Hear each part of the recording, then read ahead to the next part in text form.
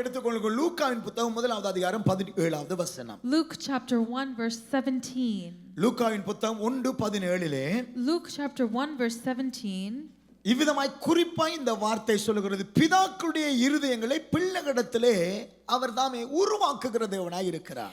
It says this in this word that he prepares the heart of the people, the heart of the children to be obedient to the Father. பிதாக்களுடைய இருதயங்களை பிள்ளைகளிடத்திலே உருவாக்குகிறதாகிய தேவன். He is a God who turns the hearts of the fathers to the children. தேவன் இன்றைக்கும் அவ்விதமாகவே பிள்ளைகளிடத்திலே பிதாக்களுடைய இருதயத்தை ஸ்தாபிக்கிறவராய் இருக்கிறார். And even until today he establishes the heart of the Father in the children. பிதாக்கள் தேவனுக்கு பிரியமாக தேவனுடைய பார்வையிலே நடப்பார்களாயிருந்தால், if a father is to walk in a way that is pleasing to the Lord, ஆகவே பிதாக்களுக்குள்ளே தேவன் ஸ்தாபித்ததாகிய இருதயத்தை தன்னுடைய பிள்ளைகளிடத்திலேயும் அவர் தாமே ஸ்தாபிக்கிறவராக இருக்கிறார். then he can now take that spirit that he has, that heart that he has, and pass it to his children. இயேசு கிறிஸ்து இந்த பூமிக்கு அனுப்பப்படும் பொழுது, when Jesus Christ was sent to the பிதா earth, என்னோட கூட இருக்கிறார் என்று சொல்லுகிறார். he says, as the Father is with me. So ஆகவே பிதாவுடைய இருதயம் இயேசு கிறிஸ்துவிடத்திலே இருந்தது. and so he says the Father's heart is in me, it's in Jesus.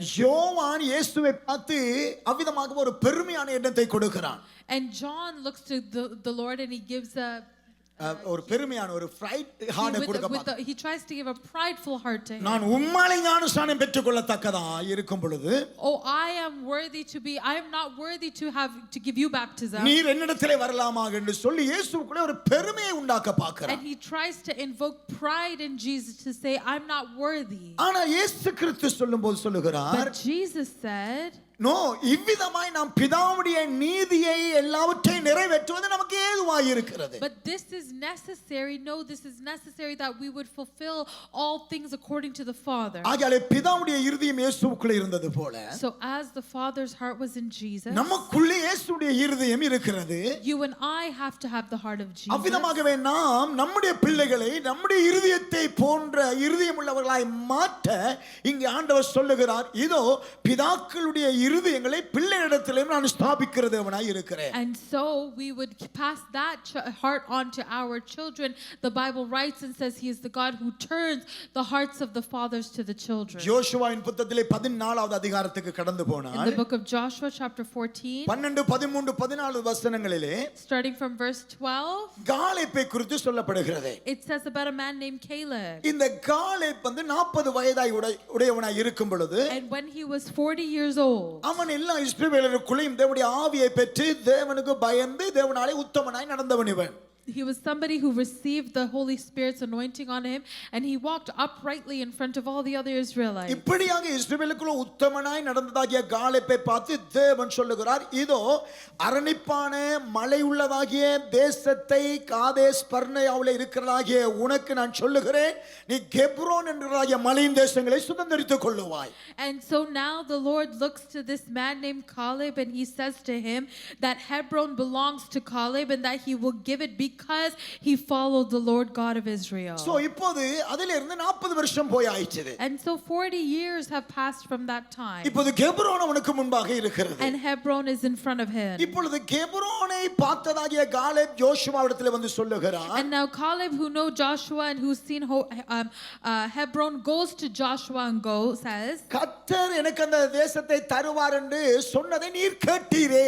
you heard that the Lord said he is going to give me that land. அப்பொழுது யோசுவா எப்னேயின் குமாரனாகிய காலேப்பை ஆசீர்வதித்து, and then Joshua blessed Caleb the son of Jephunneh, எப்ரோனை அவிதமாய் அவனுக்கு சுதந்திரமாய் கொடுத்தான். and he gave him Hebron as his inheritance. 16வது வசனம் சொல்லுகிறது, and so verse 14 says, இவ்விதமாகவே கேனாசியனாகிய எப்னோயினுடைய குமாரனாகிய Caleb இஸ்ரவேலின் தேவனாகிய கர்த்தரை உத்தமமாய் பின்பற்றி வந்தபடியினாலே இந்த நாள் இருக்கும் மட்டும் இருக்கிறபடி அவன் எப்ரோன் அவனுக்கு சுதந்திரமாய் கொடுக்கப்பட்டாயிற்று. so Hebron belonged to Caleb the son of Jephunneh the Kenizzite ever since, because he followed the Lord the God of Israel wholeheartedly. ஆகவே காலேப் ஒரு பிதாக்களுக்கு ஒரு கோத்திரத்துக்கு ஒரு தலைவன். and so Caleb is now the head, he's the leader of a tribe. ஆகவே அந்த கோத்திரத்துக்கு தலைவனாகிய அந்த காலேப் தேவனை உத்தமமாய் பின்பற்றுகிறான். and because the leader of this tribe was respecting and following the Lord, ஆகவே அவன் இப்பொழுது சுதந்திரத்தை கேட்டு பெற்றுக் கொள்ளுகிறான். their whole house asked for a blessing and they received it. 40 வருஷத்துக்கு முன்பாக சொல்லப்பட்டது.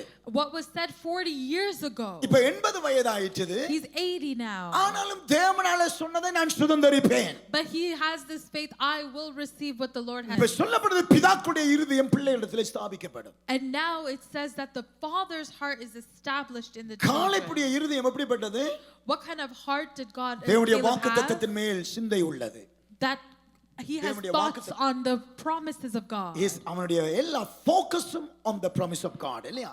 All of his focus is on the promise of God. ஆகையாலே இப்பொழுது அவனுக்கு 80 வயதாயிற்று. And so now he's 85 years old. அவன் கேட்டு பெற்றுக்கொள்ளுகிறான். And now he has to ask and receive. கேட்டதை தேவன் கொடுக்கிறார். And as soon as he asked, God gave. இப்ப அவனுடைய இருதயம் So his heart, தன்னுடைய பிள்ளைகளுக்கு கொடுக்கப்படுமா? will it be given to his children?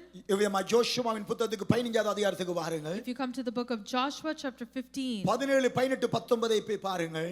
starting at verse 17. யோசுவா 15வது அதிகாரம் Joshua chapter 15, 17 18 19. starting at 17 till 19. அங்கே சொல்லப்படுது அப்பொழுது காலேப்புடைய சகோதரனாகிய ஒத்தேனியேல் அவனுடைய குமாரத்தி ஆகிய அக்சாலை திருமணம் பண்ணினாள்.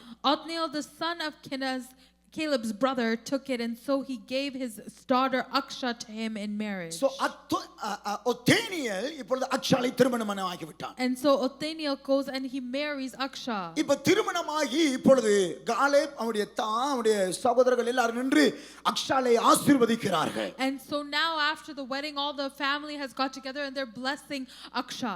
மகளே ஆசீர்வாதமாய் போய் நீ பலுகி பெருகுவாயாக. And they bless her and say, go and be fruitful and multiply. என்று சொல்லும் பொழுது இந்த அக்சால் புறப்படுகிறாள். And Aksha then she leaves after hearing this than blessing. புருஷனாகிய ஒத்தனியேலை பார்த்து கேட்கிறாள். But she looks to her father. எனக்கு ஒரு உத்தரவு தருவீராக. And she says, can you give me a gift? இவ்விதமாய் நான் என் அப்பாவிடத்திலே போய் I want to go to my father. நான் அப்பாவிடத்திலே ஒரு ஆசீர்வாதத்தை கேட்டு பெற்றுக்கொள்ள And I want a விரும்புகிறேன். blessing from my father. ஒத்தனியேல் அனுப்புகிறான் போய்ட்டு வா. So Othniel lets her go back to her இப்ப father. அக்சால் இறங்கி வந்து So சொல்லுகிறாள். Aksha comes to her அதை தான் father. நாங்கள் பார்க்கலாம் 13வது வசனத்திலே. And you can see in verse 13, 18வது வசனத்திலே verse 18, அவள் கழுதையை விட்டு இறங்கி கடந்து வந்து that she came down off of her donkey. அவளுடைய தகப்பனாகிய காலேப்பை பார்த்து She looked at her father and இதோ said, அவள் சொல்லுகிறாள் 19வது வசனம். in verse 19 she asked, நீர் 19வது வசனம். verse 19, நீர் எனக்கு ஒரு ஆசீர்வாதத்தை தர வேண்டும். you have to give me a blessing. சத்தமா வாசிங்க பார்க்கலாம். Read it out loud today. சத்தமா வாசிங்க பார்க்கலாம். Read it out loud today. சொல்லுங்க எல்லாரும் எனக்கு ஒரு ஆசீர்வாதத்தை தர வேண்டும். Give me a blessing today. எவ்விதமாகவே காலேப் ஜோஷுவாவை பார்த்து கேட்டாலும் In the same way that Caleb looked to Joshua and asked, தகப்பனுடைய இருதயம் பிள்ளைக்கு கொடுக்கப்படுகிறது. that father's heart is given to his அந்த child. பிள்ளை இப்பொழுது தகப்பனை பார்த்து கேட்கிறாள். And the child now looks to her எனக்கு father ஒரு and says, ஆசீர்வாதத்தை நீர் தர வேண்டும். give me a blessing. அவன் கேட்கிறான் உனக்கு என்னத்தை நான் தர வேண்டும்? And so he asked, what do I have to நீர் give எனக்கு you? வறட்சியான நிலத்தை தந்தீரே. You gave me a land in a flourishing land. நீர் தான் இப்பொழுது எனக்கு நீர் பாய்ச்சலான தேசத்தின் நிலத்தை நீர் தருவீராக. But now also give me springs of water. அப்பொழுது அவளுக்கு மேற்புறத்திலிருந்து கீழ்ப்புறத்திலிருந்து நீர் பாய்ச்சலான தண்ணீரை கொடுக்கிறான். And he நிலங்களை gave her the கொடுக்கிறான். upper springs and the lower springs. நல்ல கைகளை தட்டி இயேசுவை So மகிமைப்படுத்துங்க clap your பார்க்கலாம். hands and glorify God. தகப்பனா இருக்கிறவர்களை உங்களை பார்த்து நான் So சொல்லுகிறேன். to all the fathers who are in this room, I look to you and I O say, தகப்பன் ஆகும்படிக்காய் காத்திருக்கிறதாகிய புருஷர்களை உங்களை பார்த்து and to all சொல்லுகிறேன். of those who are waiting to become a father, If you are serving the Lord நீங்கள் கர்த்தரை சேவிப்பீர்களாய் இருந்தால். if you are serving the Lord, யோசுவா சொல்லுகிறான் நானும் என் வீட்டாருமோ என்றால் கர்த்தரை தான் சேவிப்பேன். Joshua said, as for Hallelujah. me and my house, we will serve the Lord. Period. அதுக்கு அப்புறம் அடுத்த வார்த்தை It கிடையாது. was a period and there was no other word after ஆனால் that. அதுவா இதுவா ஒன்றுமே கிடையாது. There was no this or that or anything else. நானும் என் வீட்டாருமோ என்றால் கர்த்தரை தான் சேவிப்போம். As for me and my house, we will serve the Lord. ஹalleluya சொல்லுங்க Say பார்க்கலாம். hallelujah. இல்ல கையை தட்டி இயேசுவை Clap மகிமைப்படுத்துங்க your hands பார்க்கலாம். and glorify God. கர்த்தரை சேவிப்பீர்களா இருந்தால் If you serve the Lord, உங்களுடைய இருதயம் உங்கள் பிள்ளைகளுக்கு கொடுக்கப்படும். your heart will be given to your ஆமென் சொல்லுங்க children. பார்க்கலாம். Say amen. பிதாக்களுடைய இருதயத்தை பிள்ளைகளிடத்தில் ஸ்தாபிக்கிற தேவன் இன்றைக்கும் ஸ்தாபிக்கிறார். The Lord Lord who establishes the heart of the father to the children still establishes it to this day. Ezra, நெகேமியா, ஆகாய் போன்றதாகிய பிதாக்கள் அவருடைய இருதயத்தை கர்த்தர் எல்லாருக்குள்ளும் மறுபடியும் ஸ்தாபித்துக் கொண்டிருக்கிறார். In people like Nehemiah and Ezra and Haggai, you can see over and over he establishes the heart inside of them. எஸ்ராவுடைய நாட்களிலே சொல்லப்படுது, எருசலேம் ஆலயமானது அவிதமாகவே எருசலேமுடைய அந்த ஆலயம் எல்லாம் சுட்டெரிக்கப்பட்டு போய் கிடந்தது. It says in the days of Ezra that the temple gates and Jerusalem's gates were all burned down. எஸ்ராவின் புத்தகம் முதலாவது அதிகாரத்தில் 2வது 3வது வசனத்தை பார்த்தால், If you look at Ezra chapter 1 verse 2 and verse 3, பரலோக தேவனாகிய கர்த்தர் பூமியின் ராஜாக்கள் எல்லாரிலும் எனக்கு தந்தருளி யூதாவுள்ள எருசலேமிலே தமக்கு ஆலயத்தை கட்டும்படி எனக்கு கட்டளையிடுகிறார். And he says in the book of Ezra, he says that the Lord has given me all the kingdoms to build him a temple for him at Jerusalem and Judah. அவருடைய ஜனங்கள் எல்லாரிலும் எவன் உங்களுக்குள்ளே இருக்கிறானோ, That among the people, if there's any one of you, அவனோட அவனுடைய தேவன் இருப்பாராக. if their God would be with them, அவன் யூதாவுள்ள எருசலேமுக்கு போய் and let them go up to Jerusalem and Judah, இஸ்ரவேலின் தேவனாகிய கர்த்தருடைய ஆலயத்தை கட்டுவானாக. and let them build the temple of God, the Lord, the God of Israel. எருசலேமில் வாசம் பண்ணுகிற தேவனே தேவனாய் இருக்கிறார். The God who is in Jerusalem is God. ஆலயமானது சுட்டெரிக்கப்பட்டாயிற்று. And now the entire temple has been made clean. ஆனால் எஸ்ராவை தேவன் அழைத்து அவனுக்குள்ளே பிதாவுடைய இருதயத்தை பார்க்கிறார். But in Ezra he called and he saw a father's heart in Ezra. நெகேமியாவுடைய நாட்கள்ல In the book time of Nehemiah, அலங்கம் இடிந்து போய் கிடந்தது. that the gates were just torn down. நெகேமியாவின் புத்தகம் 2:17 சொல்லப்படுகிறது. In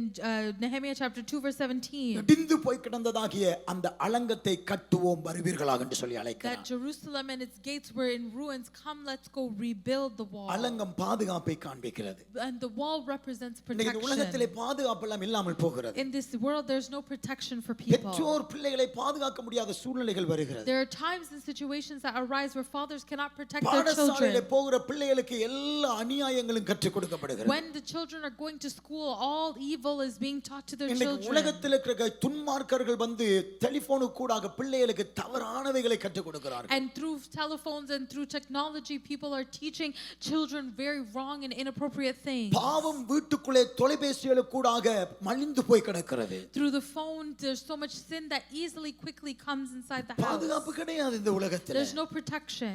இருள் அவலமாக வருகிறது. Darkness comes in such a manner. உலகத்தார் அவ்விதமாகவே பாவத்துக்குள்ளாக உலகம் என்னுமாய் அவ்விதமாய் அக்கிரம சிந்தையுடைய உலகமாய் மாறத்தக்கதாய் வாழுகிறார்கள். And the people are living in such a way that evil is growing every single day inside of the world. அந்த நேரத்தில் தான் கர்த்தர் தாமே And it's at that time that God நெகேமியாவை பார்க்கிறார். looks to Nehemiah. நெகேமியாவை பார்த்து சொல்லுகிறார், அலங்கத்தை கட்டுவோமா. He looked to Nehemiah and said, "Come, let's build the wall." உடனடியாகவே அவன் எழும்பி வந்து சொல்லுகிறான், Immediately he gets up and he says, இந்த "Come." வேலைக்காக கர்த்தருடைய கரம் என்னோட கூட That இருக்கிறது. for this work the hand of God is with ஆகவே me. என்னோட கூட சேர்ந்து கர்த்தருடைய அலங்கத்தை பாதுகாப்பை கட்டுகிறவன் யார் So who is going to come with me and rebuild this wall? என்று சொல்லும்போது எல்லாருமாக எழுந்து இந்த நல்ல வேலைக்காய் தங்கள் கைகளை ஒப்புக் And கொடுத்தார்கள். you see, as soon as he said that, the people came and said, "Come, we give our hand to this good work." அவர்கள் எல்லாருமாய் எழுந்து தேவனுடைய அலங்கத்தை 52 நாட்களிலே கட்டி And முடித்தார்கள். so they all Hallelujah. came together, Praise and in God. 52 days they amen built சொல்லுங்க the wall பார்க்கலாம். again. நம்மை Say கொண்டு கர்த்தர் hallelujah. அலங்கத்தை கட்டுவாராக. May the Lord continue to நம்முடைய build பிள்ளைகளுக்கு us to கர்த்தர் build the பாதுகாப்பை wall. வைப்பாராக. May he be the protection for our children. நம்முடைய பட்டணம் பாதுகாக்கப்படுவதாக. May our cities be நம்முடைய protected. சபை பாதுகாக்கப்படுவதாக. May our church be